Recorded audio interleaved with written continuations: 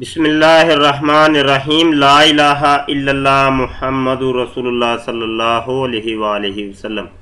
मोहतरम दोस्तों, फेसबुक के ग्रुप मुस्लिम मसीही मुनाजरा का एडमिन मुफ्ती सैयद मुबशर रज़ा कादरी अर्ज़ कर रहा हूँ।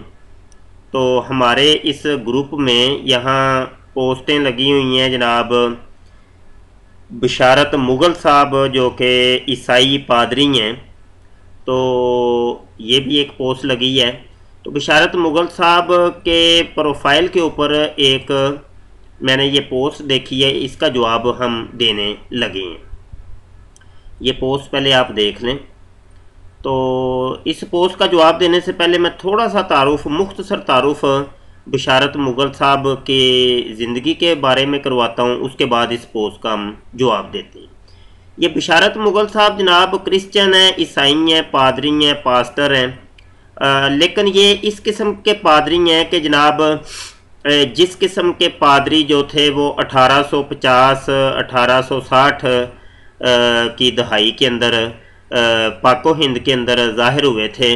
तो उन पादरियों ने ये काम किया था कि उन्होंने इस्लाम का लिबादा ओढ़ के दाढ़ियाँ भी रखी, वो इमामे भी बांधे हुए थे।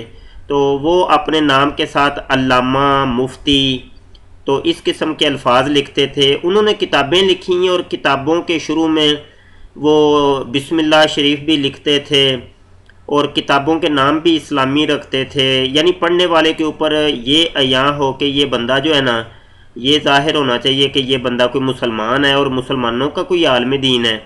लेकिन जब वो किताब पढ़ता था तो किताब के अंदर वो ईसाइयत मिलती थी और इस्लाम के ख़िलाफ़ बुग़्ज़ो अनाद मिलता था। तो वही तर्ज़ अमल ये बिशारत मुग़ल पादरी साहब का है कि जनाब ये कभी दाढ़ी रख लेते हैं और कभी जनाब दाढ़ी मुंडा देते हैं, कभी पगड़ी बांध लेते हैं, कभी क्लीन शेव हो जाते हैं, कभी सूफियत का लिबादा ओढ़ लेते हैं, कभी वो बिस्मिल्लाह शरीफ भी पढ़ेंगे, दरूद सलाम भी पढ़ेंगे, अल्लाह का नाम भी लेंगे, कुरान का नाम भी लेंगे, हदीस का नाम भी लेंगे और साथ साथ बीचों बीच ये अल्लाह की नफ़ी भी कर देंगे, रसूलुल्लाह सल्लल्लाहु अलैहि वसल्लम का इनकार भी कर देंगे और जनाब अपनी बाइबल की तबलीग भी कर देंगे और अपने यसु खुदा की जनाब वो भी तबलीग बीचों बीच कर देंगे। तो ये तो बिशारत मुग़ल साहब की ज़िंदगी के हवाले से। तो आइए जी इस पोस्ट के ऊपर इन्होंने ये लिखा है, कलाम मुक़द्दस और जमुल कुरान शाह वली अल्लाह के शोहराए आफाक किताब में लिखा है कि किसी तरह कुरान मजीद मुख्तलिफ मराहल से गुजरा और हज़रत उमर ने कितने साल मेहनत की, कुरान जमा हो गया था, फिर भी हज़रत उमर और इसमें रद्दो बदल करते रहते थे। रद्दो बदल, अब ये देखें, असल में मुसलमान ईसाइयों के ऊपर ये एतराज़ करते हैं कि ये जो तुम्हारी बाइबल है जो आजकल मौजूदा दौर के अंदर है, तो ये तहरीफ शुदा है, इसके अंदर रद्दो बदल किए गए हैं, तब्दीलियाँ की गई हैं।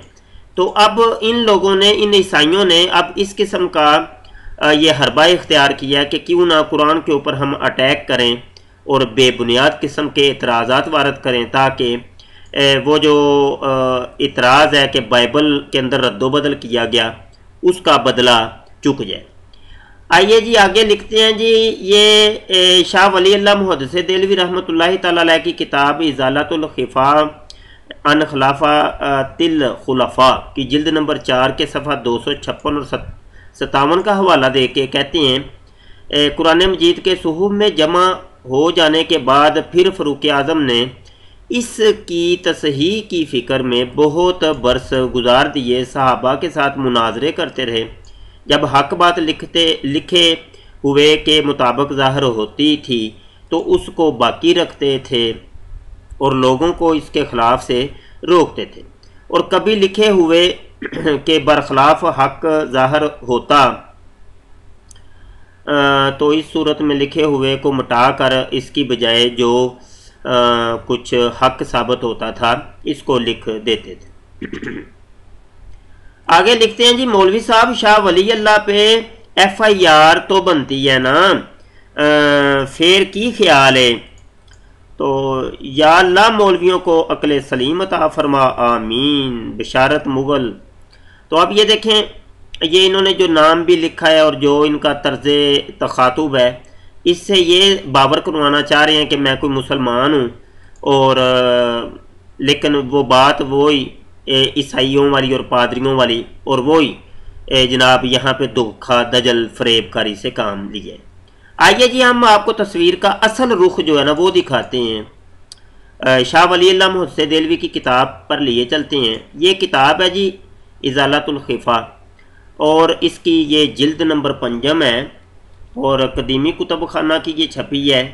سب سے پہلے تو ہم آپ کو اس کی فہرست دکھاتے ہیں، اور فہرست جو 256 صفحہ کے اندر وہ کس باب کے تحت آتی ہے وہ ہم آپ کو دکھانا چاہتے ہیں۔ یہاں پہ دیکھیں فہرست جو ہے نا یہ صفحہ 251 کے اوپر، بلکہ 252 کے اوپر یہ باب ہے۔ باب اس چیز کے اوپر ہے کہ فاروق اعظم رضی اللہ عنہ کی خدمات تبلیغ قرآن میں اور اس کی اشاعت کے سلسلے میں آپ رضی اللہ عنہ کا واسطہ بننا۔ ہم آپ کو لیے چلتے ہیں صفحہ 252 کے اوپر، اور دیکھتے ہیں کہ آیا اس باب کے اندر یہ انہوں نے کیا لکھا اور یہ کیا لے کے آئے۔ یہ صفحہ 252 ہے، 52، اور یہ وہ باب ہے جی کہ رہا فاروق اعظم کا قرآن عظیم کی تبلیغ اور اشاعت میں حضرت صلی اللہ علیہ وسلم اور آپ کی امت کے درمیان واسطہ بننا، تو یہ کام ایسی صورت میں واقع ہوا کہ اس سے زیادہ انسان کی قدرت نہیں ہے۔ آج مسلمانوں کی جماعت میں سے جو شخص بھی قرآن پڑھتا ہے، فاروق اعظم کا احسان اس کی گردن پر ہے۔ اگر اس نے اس کو جان لیا تو وہ اللہ تبارک و تعالیٰ کے شکر کے لیے مستعد ہو گیا۔ اب یہ آپ خود مطالعہ سارا کر لیجئے گا، PDF آپ کو گوگل پر سرچ کریں گے تو مل جائے گی۔ تو یہ سارے مسلمان ہی جانتے ہیں کہ یہ جمع القرآن جو ہے یہ حضرت عمر فاروق رضی اللہ عنہ کے دور مبارک میں حضرت عمر فاروق رضی اللہ عنہ کے دستے مبارک سے ہوا، کیونکہ اس سے پہلے جو قرآن حکیم تھا وہ تختیوں کے اوپر، پتوں کے اوپر اور مختلف جگہوں کے اوپر لکھا ہوا تھا، اور اس کو پھر بعد میں جمع کیا حضرت عمر فاروق رضی اللہ عنہ۔ اب انہوں نے یہ پادری بشارت صاحب نے دھوکہ دجل فریب یہ دینے کی کوشش کی کہ آیا قرآن حکیم جو اصل حالت میں تھا اس کو بدل دیا، حالانکہ ایسا نہیں۔ یہ جو جناب یہ بات جو لکھی ہوئی ہے صفحہ 256 کے اوپر، جس کا حوالہ انہوں نے دیا کہ یہ وہ کون سی بات چل رہی ہے، اس کو ذرا پہلے پڑھیے، آپ کو ساری چیز پتہ چل جائے گی۔ یہ دیکھیں یہاں سے ہم پڑھ لیتے ہیں تھوڑا سا اوپر سے۔ اس امر پر صحابہ و تابعین اس کے بعد والوں کا اجماع ہو چکا ہے کہ قرات سنت ہے، کسی کو یہ حق نہیں کہ کسی حرف کی قرات کرے مگر اس کے مطابق جو رسول پاک صلی اللہ علیہ وسلم سے صحت کے ساتھ ثابت ہو۔ اب دو مسئلے ہیں، ایک تو یہ ہے کہ قرآن حکیم کو پڑھنا کیسے ہے، اور ایک مسئلہ یہ ہے کہ قرآن حکیم کو لکھنا کیسے ہے۔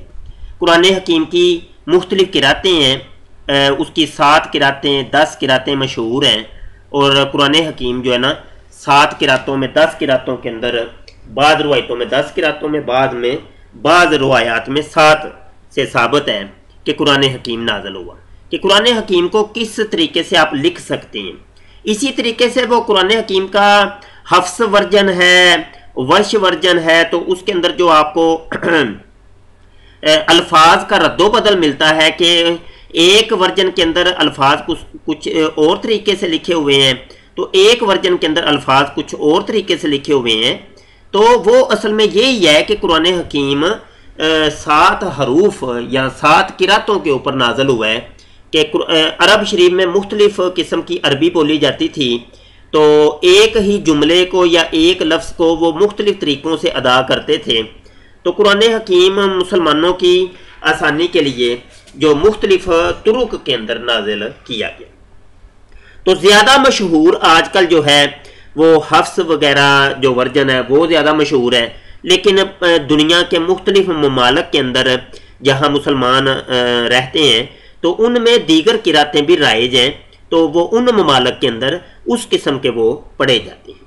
تو یہ جو اس کتاب کے اندر یہ انہوں نے جو شاہ ولی اللہ محدث دہلوی کی طرف جو الزام لگایا، اور یہ مطلب یہ کہ یہ جو باور کروانا چاہ رہے ہیں بشارت صاحب کہ شاہ ولی اللہ محدث دہلوی رحمۃ اللہ علیہ نے کہیں یہ لکھ دیا ہے کہ وہ قرآن پاک کو انہوں نے بدل دیا حضرت عمر فاروق نے، یعنی وہ مٹاتے تھے تو وہ آگے سے مطلب یہ کہ پھر کوئی اور لفظ لکھ دیتے تھے۔ اس سے مراد یہ ہے کہ وہ مشہور قرات جو تھی اس کو وہ تلاش کر رہے تھے کہ آیا مشہور قرات کون سی ہے، تو اس طریقے سے اس کو وہ ترتیب دے رہے تھے۔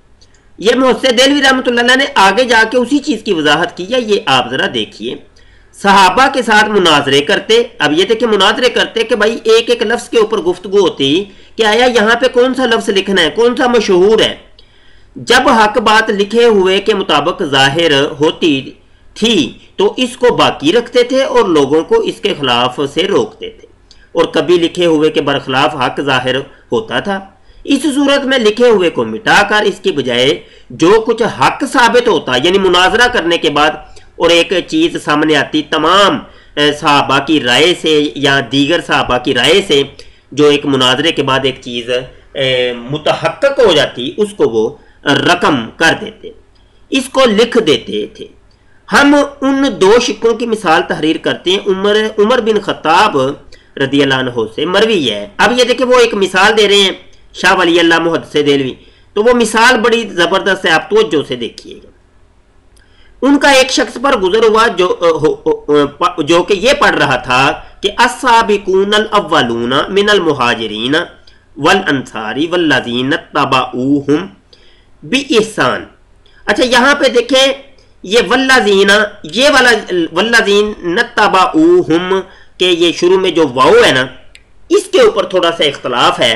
اب وہ مثال ذرا بڑی زبردست ہے، کہتے ہیں کہ آخر آیت تک تو عمر اس کے پاس ٹھہر گئے اور فرمایا کہ پھر پڑھ، تو پھر وہی پڑھا تو آپ نے اس سے پوچھا کہ یہ آیت تجھ کو کس نے پڑھائی؟ اس نے کہا کہ ابی بن کعب نے، تو فرمایا کہ میرے ساتھ اس کے پاس چلو۔ تو ان کے پاس پہنچے، ابی اس وقت اپنے تکیہ پر سہارا لگائے ہوئے اپنے سر میں کنگھا کر رہے تھے۔ عمر نے اس کو سلام کیا، ان کو سلام کیا، انہوں نے سلام کا جواب دیا۔ عمر رضی اللہ عنہ نے کہا اے ابو المنذر، ابی نے کہا لبیک۔ عمر رضی اللہ عنہ نے کہا کہ اس نے مجھے خبر دی کہ آپ نے اس کو یہ آیت پڑھائی ہے۔ ابی نے کہا کہ اس نے سچ کہا، میں نے اس کو رسول اللہ صلی اللہ علیہ وآلہ وسلم سے پڑھا ہے۔ عمر رضی اللہ عنہ نے کہا کہ کیا تم نے رسول اللہ صلی اللہ علیہ وسلم سے اسی طرح پڑھا ہے؟ ابی نے کہا ہاں، میں نے اس کو رسول اللہ صلی اللہ علیہ وسلم سے اسی طرح پڑھا ہے۔ 3 مرتبہ سوال و جواب کا اعادہ ہوا، ہر مرتبہ ابی رضی اللہ عنہ وہی کہتے رہے۔ تیسری مرتبہ جب کہ ابی غضبناک ہو گئے کہ بار بار آپ اصرار کر اتنا اصرار کر رہے ہیں، اتنا مناظرہ کر رہے ہیں آپ مجھ سے، تو انہوں نے یہ کہا ہاں واللہ، اس آیت کو اللہ نے جبرائیل پر نازل کیا اور جبرائیل نے اس کو محمد صلی اللہ علیہ وسلم پر نازل کیا، اور اس میں نہ خطاب سے اجازت لی اور اس میں نہ خطاب سے اجازت لی اور نہ اس کے بیٹے سے۔ مطلب یہ کہ یہ اللہ کے نبی کے اوپر یہ چیز نازل ہوئی اور جبرائیل نے اس کو نازل کیا ہے، تو جبرائیل نے آ کے اجازت نہیں لی تھی حضرت عمر رضی اللہ عنہ سے یا ان کے بیٹے سے یا ان کے باپ سے، تو اجازت نہیں لی، تو یہ اللہ کا کام تھا۔ اللہ نے بواسطہ جبرائیل امین علیہ السلام آقا محمد صلی اللہ علیہ وسلم کے اوپر یہ آیت اسی طریقے سے نازل کی۔ تو عمر رضی اللہ عنہ نکلے اور اب یہ دیکھیں وہ خوشی منا رہے ہیں اور وہ اپنے دونوں ہاتھ اٹھائے ہوئے اللہ اکبر کہہ رہے تھے۔ اس کو حاکم نے روایت کیا اور اس حدیث کے معنی یہ ہے کہ فاروق اعظم والذین تبعوہم کا واو نہیں پڑھتے تھے، اور ابی بن کعب سے مناظرہ کے بعد یہ دیکھیں وہ جو مناظرے کرتے تھے وہ اسی طریقے سے وہ رد و بدل کرتے تھے کہ بھائی یہ لفظ جو ہے نا اس کی پہلے تحقیق کر لی جائے۔ مناظرے کرتے تھے، وہ صحابہ سے پوچھتے تھے، مشاورت ہوتی تھی کہ یہ لفظ کون سا ہے اور کون سی قرات ہے، اس کی معروف قرات کون سی ہے۔ مناظرہ کے بعد ظاہر ہوا کہ یہاں واو کا ہونا صحیح ہے۔ اس کے بعد آپ نے مصحف میں اس جگہ واو کو درج کر دیا۔ اب یہ دیکھیں، یہ ہے وہ مٹانا اور اس کو درج کرنا۔ اب یہ پادری بشارت صاحب نے وہ کیا جناب ایک نیا جناب ایک وہ اس کو کہتے ہیں نا ایک نئی چیز وہ لے آئے ہیں اور لوگوں کو جناب شکوک و شبہات پیدا کر رہے ہیں کہ اس جیسا کہ کوئی بڑا جناب یہ انہوں نے کو مارکا کر دیا ہے اور بڑا جناب یہ عیسائیت کو انہوں نے بچا دیا ہے، اور بائبل پر جو اعتراض تھا کہ یہ تبدیل ہو گئی ہے، یہ محرف ہے اور مبدل ہے، تو بس وہ یہ ایک اعتراض لا کر کے تو وہ بائبل کو انہوں نے محفوظ کر لیا۔